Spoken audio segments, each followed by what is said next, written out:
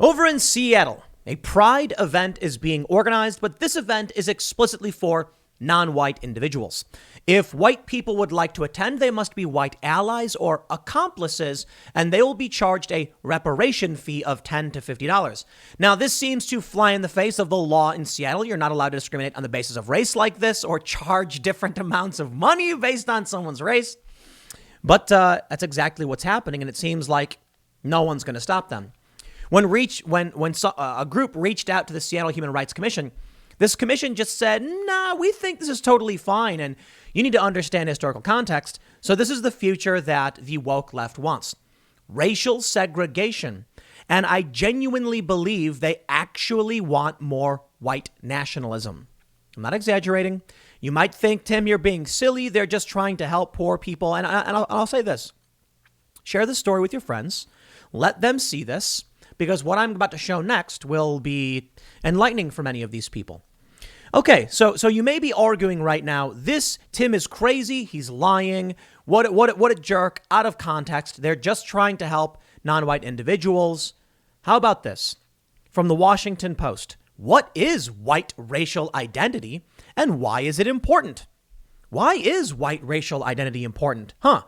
You'd imagine that these people would not want Klan members and the alt-right gaining in numbers, yet for some reason, they're advocating for it now. Now, of course, the argument from many on the left is having white people wake up to their racial identity means that they will just give up all of the things they own and abandon white privilege and things like that. I just got to say one thing to you. If you are someone on the left or a Democrat, you're not exposed to a lot of the news I'm going to be showing you now. Let me just ask you one simple question. If you truly believe that white people are colonizers who steal and have conquered and taken and all of those things they've said, if you really believe that, then let me ask you this. If you take a group of white people and put them through a training course which triggers a white racial awakening, do you think they'll become more racist or less racist? And why? Sorry, I think if you follow this ideology, the conclusion is simple. You can't go around claiming that white people have privilege, are historically oppressors, are oppressors today, and you want them to form white racial identity groups because based on your own arguments, they will just end up like having Klan rallies. Isn't that weird? Again, maybe you know this stuff. Maybe you're just experiencing for the first time, but share this because I would genuinely like someone to answer that question. So if you are on the left or you believe in critical race theory and all that stuff, please comment.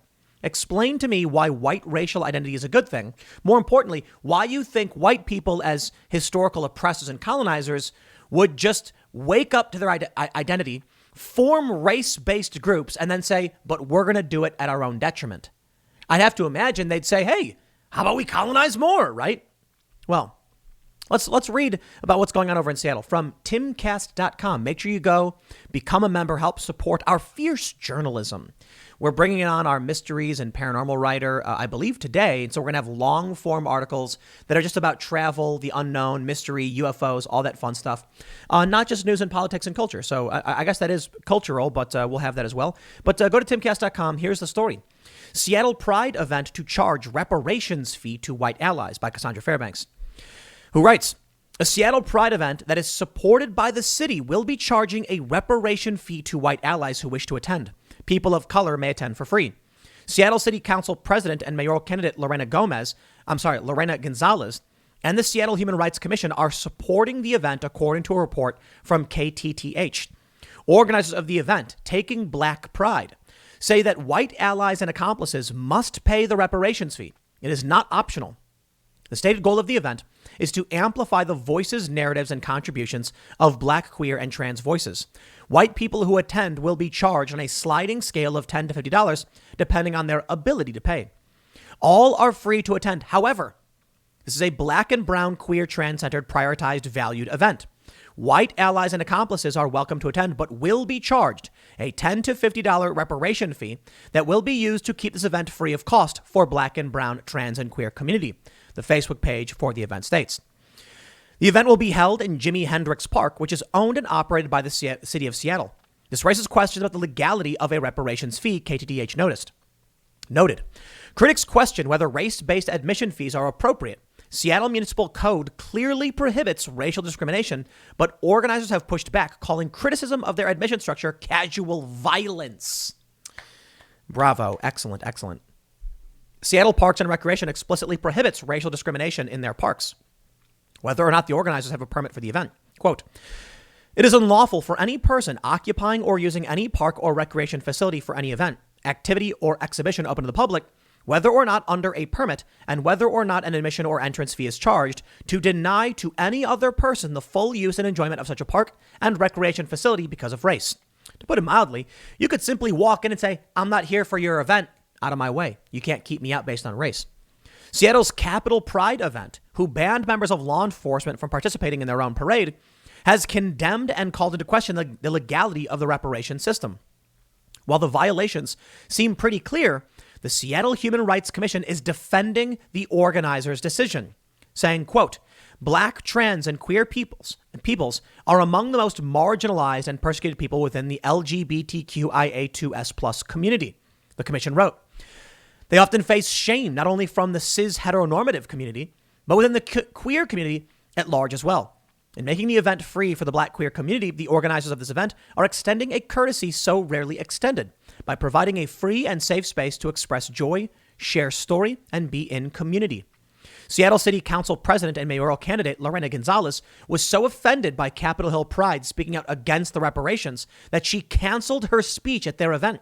Quote, after a year that has taken an unbelievable toll on all of our communities, I was looking forward to this opportunity to celebrate Pride in person. However, I simply cannot support an organization that is trying to stop Black people in the LGBTQ+ community from celebrating Pride in the manner that they choose. You see how they do this? Please explain this to your friends and family who don't believe this stuff is happening. Wake up. They don't want to, though. I have friends and family who are like, that's not true. I don't want to hear it. You're lying. Don't make me believe it. What happened? It's a lie. Capitol Hill Pride is upset because there is a racially segregated event happening. Okay, I know. Now you're saying that's not segregation. They're not making white and Black people separate from each other. You just have to pay money. Would you accept a situation where they were like, if you want to vote, then it's $10 or $50 for those who want to vote. How about this? What if they said you can vote for free, but if you're a certain race, it's $10 to $50? You'd say, no, of course not. But many on the left would say, well, it depends on the race. Would you consider it a Jim Crow era law or some kind of segregation policy when you put pressure on one group to make it harder for them to interact? Now, overt segregation, as we've seen in the past, is like, here's a room for one race, here's a room for another. But this is the open door to segregation by doing this. You can come in, but it costs you $50. You can come in for free. What happens? Very large quantities of people come in for free, and very small quantities of the other group come in because they can't afford it. This is why people were so outraged by the poll tax. The idea was if you charge money to vote, poor Black people won't be able to. Wasn't that racist? Now, what is this? They say it's anti-racist discrimination. You see, they want to implement the same policies that will bring about the same results. And that's it. The idea is like, but it makes it free for Black and brown people. The end result was segregation, was hatred between peoples, was fighting. Somebody would walk into a restaurant, they'd pour a milkshake on their head. We don't want people separated or othered. We want them brought together to shake hands. I'm not so confident that we're going to find that future if the woke keep getting their way, but I'm more concerned about this. It seems that, and I think what's happening here, look at this, the Washington Post. What is white racial identity and why is it important? It's important? Okay, let's answer that question.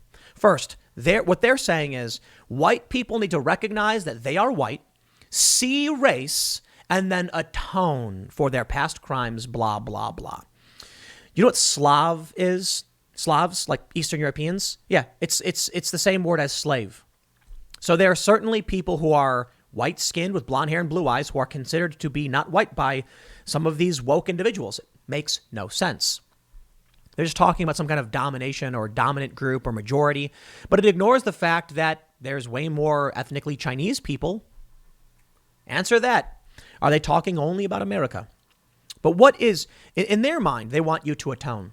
What will really happen? Well, in my experience, going to political events and talking to people, you get the rise of the alt-right. Many prominent alt-right individuals were saying things like they were tired of being smeared, attacked, and insulted just for being white. So what happened? They went and formed white racial identity groups. It was called the alt-right. For the most part, they've kind of fizzled out. And now it seems like they're trying really hard to reinvigorate it. Why? Well, I think they need a boogeyman. I think they need some kind of villain to justify why they exist and why their anti-racist discrimination for some reason is good.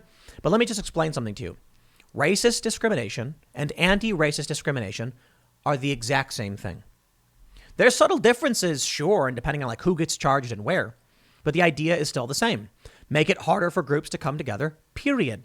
One group of people doesn't like another group. There you go. This is the world that we get. Eric Weinstein had a very, very interesting thread. You may know him, the brother of Brett Weinstein, and also a intellectual dark web figure unto himself who coined the term.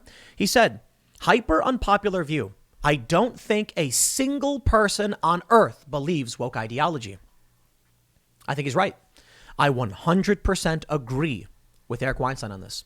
And I talked about it on an episode of the Tim Castaro podcast. We had Emma Jo Morris and Libby Emmons on the show.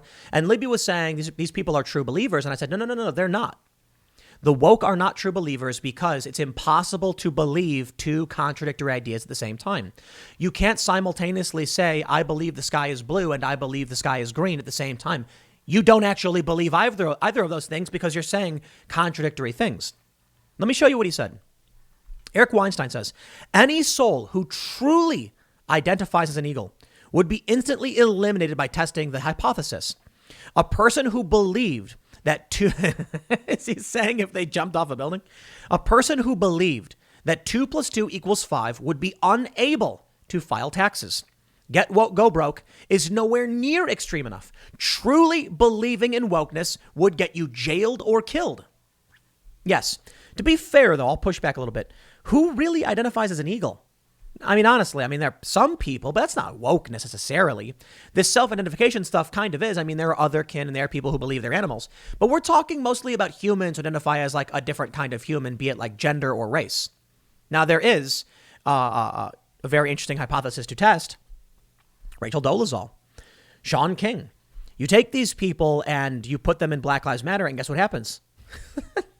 One gets struck down, one gets propped up. Don't ask me why. I don't know. The 2 + 2 = 5 thing, a much better example. Now, I can already hear many of the uninitiated. So maybe you were a fan of my show and you shared this, or you're showing this video to someone on the left or someone in your family. They're saying no one believes 2 + 2 = 5. That's insane. The only thing I can really say to that is that Eric Weinstein is a mathematician. We have people like James Lindsay, also a PhD mathematician. I think Eric Weinstein is as well. I'm not entirely sure. These are very, very intelligent individuals who know math. And there has been a big push from many prominent scientists and mathematicians to claim 2 + 2 can equal 5. It can't. What they're doing is they're making a manipulative semantic argument. They're arguing that because in some circumstances there are numbers that don't function the same way as integers, you can say 2 + 2 = 5. You can't. They argue, okay, what if you have 2.4 + 2.4? If you round down if you round 2.4, you get 2, and 2 + 2 = 4. But 2.4 + 2.4 is 4.8. And then if you round, you get 5. You see how that works? Right. And that's why math created decimal points and fractions to explain specifics. The joke I made on the IRL podcast the other day was, how about we take everybody who believes in wokeness, we put them on the first ever space tourism ship, and then we alter all calculations of 2 + 2 = 4 to 2 + 2 = 5. Do you think they would get on that rocket ship? No, they wouldn't. It'd probably blow up with them in it. Eric Weinstein takes a lighter approach and says they wouldn't be able to file taxes. That's technically the truth. But maybe they do, and it's riddled with errors. They really do say that 2 + 2 can equal 5 with semantic arguments. So it's really beyond get woke, go broke. I agree. He says, my hypothesis is that every single soul espousing wokeness, critical theory, etc., is doing so disingenuously and without exception. That is why it can't be defeated by reason. Wokeness is reveling in the idea that it makes no sense. The only ones believing it are the ones fighting it. Further, this is why inclusion is at its core a strategy. Because the remedy for wokeness, wasting the energy of the developed world by boring us to death, is to exclude it, not on the basis of its being wrong, but because the saboteur must always be excluded from civic life. He goes on to say, let me give other positions so extreme that they are prima facie disingenuous. Crypto, toxic Bitcoin maximalism. Not a fan of the hardcore Bitcoin maximalists. And I've had conversations with some. I'm a big fan of Max Kaiser. He doesn't get as bad, but he is pretty close. Hyperconservatives. We need a strong defense in a dangerous world, but also all taxes theft, etc. All of these are parasitic on someone else being the adult. I think Eric Weinstein is correct. I think that it is true that no one actually believes wokeness. What they really believe is that there's tribal signifiers. And if you say 2 + 2 = 5, what you're really saying is, I'm in your tribe. This is exemplified by people like David Hogg saying, I don't want to take off my mask because people will think I'm a conservative. I walk around without a mask on right now, like it's over. There's no lockdowns where I'm at. No one cares. No one says anything. I go into areas with big pride flags. No one's wearing a mask. So who are these wackos who are like, I don't want people to think I'm a Republican? It's tribalism. They just want to fit in, and they want their collective to share resources or provide resources or just not ostracize them. I heard a crazy story recently that somebody was having a talk with a bunch of their friends and family about wokeness and what's going on. And like someone apparently broke down crying because they said they genuinely thought they were on the right side of history. I believe it. I know a lot of people who just think that following CNN and MSNBC is the right side of history, but they never stop to actually ask, is what's being said true? Eventually, we come to a fork in the road. The path on one side walks off a cliff, and the path on the other just keeps on going. To where? I'm not entirely sure, but I like to imagine that off in the distance I can see some spaceships or something. Well, at a certain point, somebody decided to lead all these people on the left down this path that leads towards the edge of a cliff. And that's where they went, towards the edge of a cliff. Some people started to wake up and realize that if they kept going this direction, they'd fall off. Many of them didn't, and they fell off the cliff. CNN fell off the cliff, MSNBC fell off the cliff, and there's no way back. Or at least I should say they're dangling from it, because maybe there's an opportunity for them to turn things around. But CNN, MSNBC, and many of these woke pundits have dedicated so much to this idea, they can't stop. If they stop, people would be like, everything you've said is a lie. You're changing your mind. That's right. It happens with Joy Reid. Look at this one. Joy Reid slams critical race theory opponent Chris Rufo's offer of a debate as a white man demand, despite trashing him on her show. Yet Joy Reid is genuinely terrified. I really do mean this. I'm not here to insult her. I think she actually, I want to say this, and I mean this 100% literally. So Joy Reid on her MSNBC show rags on Christopher Rufo, who is probably one of the foremost experts on critical race theory, challenging it. Eventually, he tweets, she hasn't had the courage to invite me on the show as a guest. I think when he said that, Joy Reid probably got an adrenaline rush, sweating bullets. Her heart started racing, realizing that Christopher Rufo would actually go on her show and challenge her. And what would happen if he did? She doesn't believe anything she says. She's just saying it. Like Eric Weinstein said, she wouldn't be able to do her taxes if she actually believed 2 + 2 could equal 5. What is she going to do? I think it equals 5 this time, but not this time. Semantic arguments. The IRS comes knocking. You're like, actually, 2 + 2 can equal 5. No, of course she doesn't believe that. Of course these people don't. So I think she genuinely got fear in the pit of her belly at the idea of Christopher Rufo being on her show. Now, there are many smart arguments and there's many pieces in critical race theory that make sense. And that's on purpose. And maybe it's part of the, people actually started looking at real problems and turned it into wingnut conspiracy garbage. The point is, There could be an excellent debate between Christopher Rufo and any one of these identitarians like Joy-Ann Reid. But I don't think she actually believes what she's saying. I'll show you an example. Let's see if I can pull this one up. There's Weinstein. There's the Marxist fist for Juneteenth. And then we have this. Sarah Kendazor. She is a PhD writer. She's a podcast host. I believe she's written articles for news outlets. She said, but critical race theory is not what's being taught or banned in schools. Basic historical facts, especially about topics like slavery, Jim Crow, genocides of Native Americans, is what the GOP want banned, and they call it critical race theory to make it sound intimidating.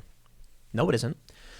When you look at the actual bills, they say things like, you can't tell people to hate their country. You can't disparage people on the basis of race. You can't push the 1619 Project, which is factually inaccurate. Teaching critical race theory, this is the problem I have with the phrase, means actually bringing up the prominent authors, which I've mentioned several times, Kimberly Crenshaw, Derek Bell, etc. And then the more modern ones, Robin DiAngelo, and Ibram X. Kendi.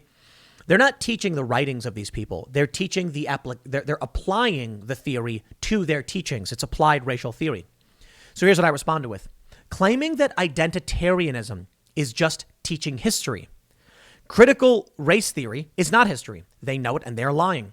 Identitarians like Sarah Kendzior are working hard to reverse civil rights in this country. Let me explain. People like Sarah come out and they say, the Republicans just want to ban the real teaching of history and call it critical race theory. The things that are being banned are identitarianism. That is identity-based politics and government. That's what's being banned. What Sarah does is claim the GOP is calling history critical race theory.